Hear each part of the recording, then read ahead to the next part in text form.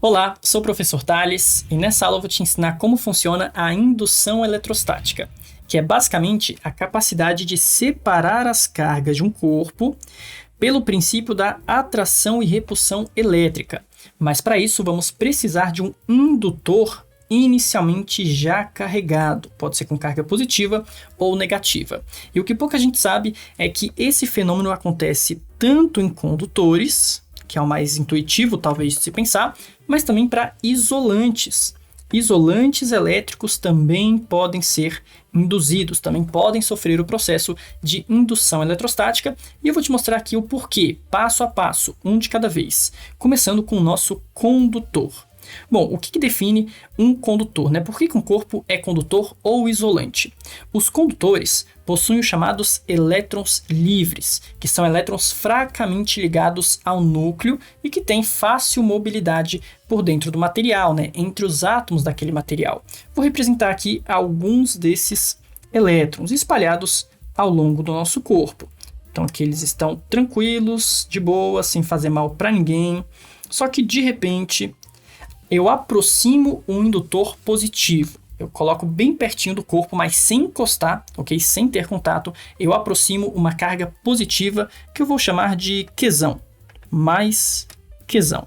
Pelo princípio da atração, essa carga positiva vai atrair esses elétrons livres. Então, alguns eletronzinhos vão se mover pelo material e ficar o mais possível à esquerda, o mais próximo possível do nosso indutor positivo. Mas pense então na consequência disso. Se vários eletronzinhos vão se mover para o lado esquerdo do corpo, naturalmente, consequentemente, o lado oposto fica com excesso de prótons. Não porque os prótons também se moveram para a direita, não. Os prótons não estão se mexendo, eles estão presos no núcleo, fortemente ligados no núcleo atômico. Mas se saiu elétrons daquele lado direito, então ficou com falta de elétrons, que é a mesma coisa que excesso de prótons. Ou seja, eu vou representar aqui agora uma concentração de cargas negativas do lado esquerdo e, ao mesmo tempo, uma concentração de cargas positivas do lado direito. E a gente diz que nessa situação, nessa configuração, o corpo ainda não está eletrizado, a gente não arrancou ou adicionou elétrons no corpo, mas ele está polarizado, as cargas foram separadas. Não confunda um corpo que está apenas polarizado com um corpo que foi eletrizado, tá? São coisas diferentes.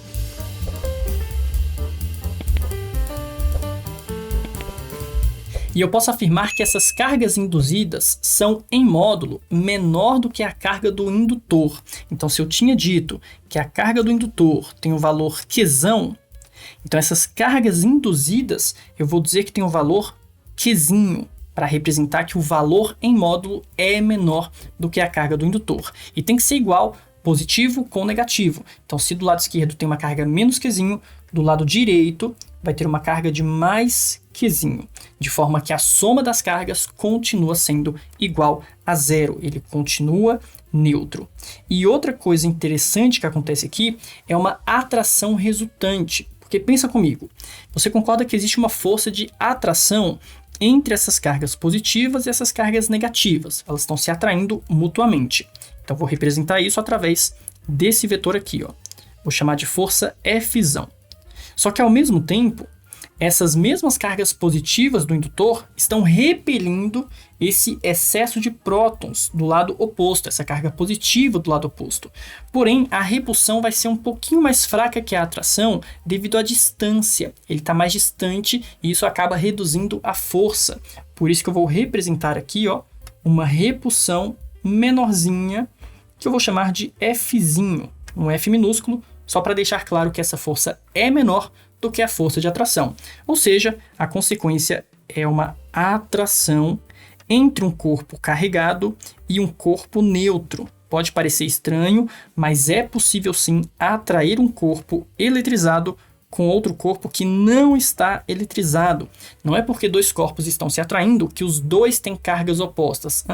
Pode ser que só um deles esteja eletrizado e o outro esteja neutro, sendo apenas induzido pelo primeiro. Bom, legal, faz sentido, essa mobilidade de elétrons é muito bacana para fazer essa polarização, para ter todo esse processo de atração e etc. Porém, como que funciona isso no material isolante, uma vez que nos isolantes não tem esse papo de elétrons livres, não tem essa mobilidade de cargas para um lado ou para o outro.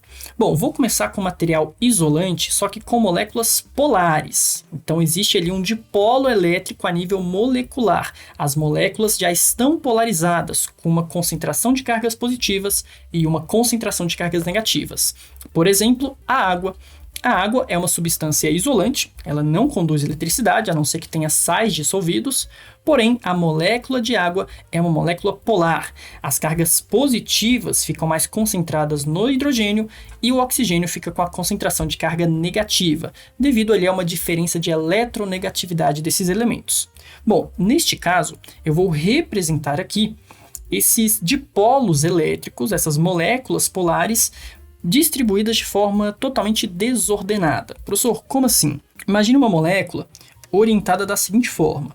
Ela está com a carga positiva orientada aqui para cima e a sua carga negativa concentrada aqui embaixo. O que acontece é que todas as outras moléculas vão ter orientações completamente aleatórias, tudo acaba se cancelando mutuamente.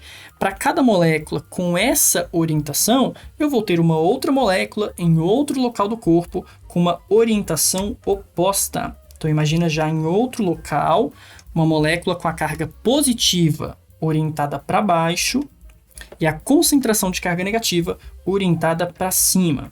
Agora eu vou representar mais algumas para você entender essa desordem das moléculas, dos dipolos elétricos. Vai ficar assim, ó.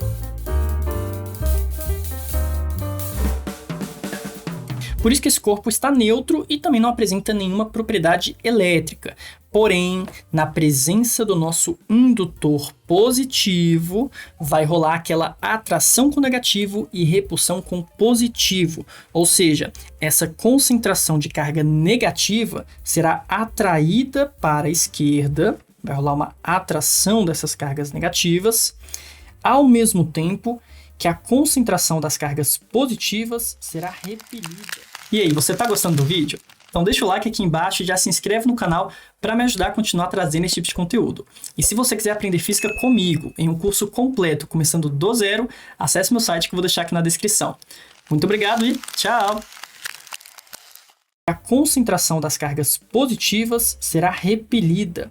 Isso produz uma rotação dessas moléculas até que fiquem todas orientadas na mesma direção. Então vai ficar mais ou menos assim, ó. Essa molécula aqui de cima vai girar, por exemplo, no sentido horário, até que a carga negativa fique para a esquerda e a positiva para a direita. A mesma coisa para essa outra molécula, para essa outra daqui, e assim por diante. Vamos desenhar aqui embaixo a configuração final desse processo.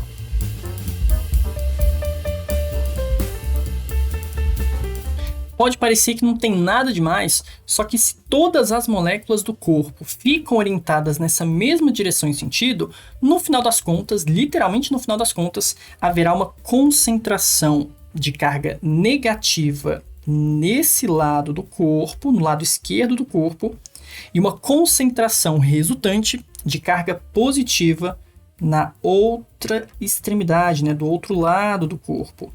Ou seja, é uma polarização a nível molecular, mas que resulta como consequência, né, como resultante, uma polarização de todo o corpo. Não é algo tão intenso igual acontece nos condutores, mas ainda assim é perceptível, vai haver uma força de atração, dá para atrair sim, mesmo que o material seja isolante. E um experimento bem simples e bem clássico disso é você eletrizar algum corpo no cabelo, um balão, uma bexiga, por exemplo, e atrair pedacinhos de papel. Poxa, o papel ele é isolante, mas dá para ser atraído por causa da indução eletrostática. Então vou representar aqui uma força F, uma outra força de repulsão mais fraquinha, o que dará como resultante também uma atração.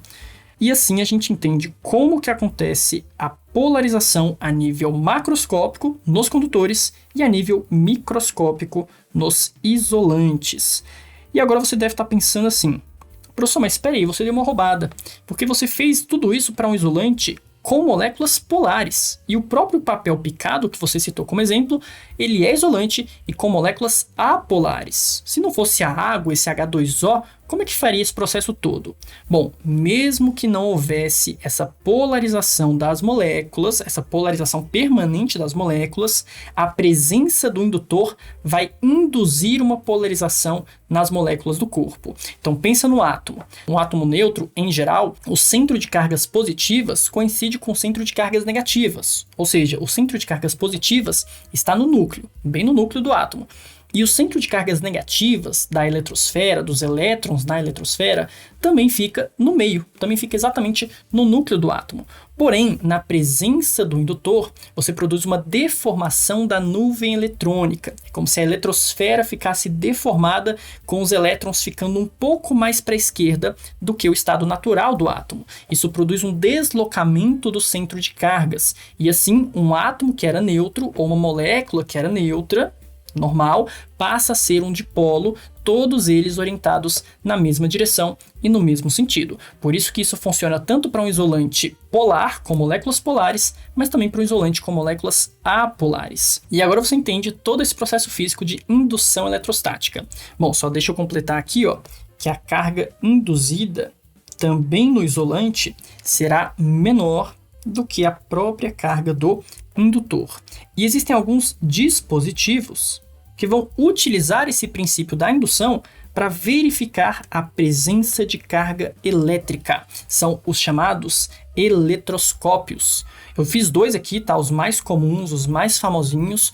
O primeiro é o pêndulo eletrostático, que é extremamente simples. É só pendurar um corpo, preferencialmente leve e de material condutor, através de um fio isolante.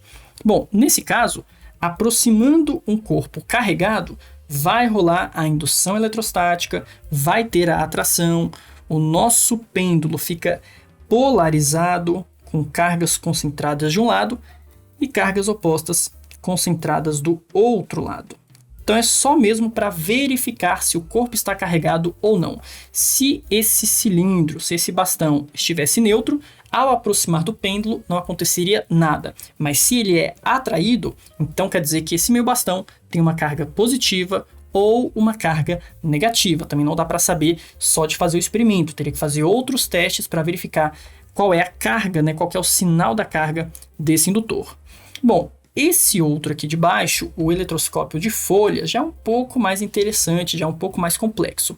O que acontece aqui é o seguinte: nós temos uma haste de metal que vai conectar este corpo aqui, que é um condutor, tá? Uma esfera condutora, até aquelas folhas metálicas lá de baixo. Então nós temos um condutor, uma haste que também tem que ser condutor, e essas folhas que devem ser de metal, por exemplo, uma lâmina bem fininha de alumínio. Nessa configuração aqui da figura, ele não está detectando nenhum tipo de carga. As folhas ficam exatamente uma coladinha na outra, uma bem pertinho do ladinho da outra. Porém, ao aproximar algum corpo carregado, e só para variar, eu fiz aqui um indutor negativo, só para ficar diferente do exemplo anterior.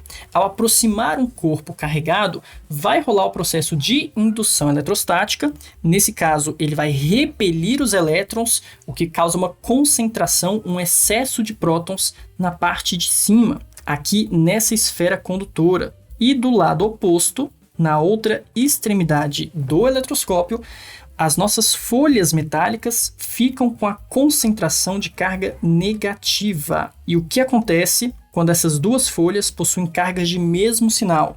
Você concorda que terá uma repulsão elétrica, as duas folhas vão se repelir, o que produz essa abertura angular, indicando que aquele corpo que foi aproximado tem sim uma certa carga elétrica.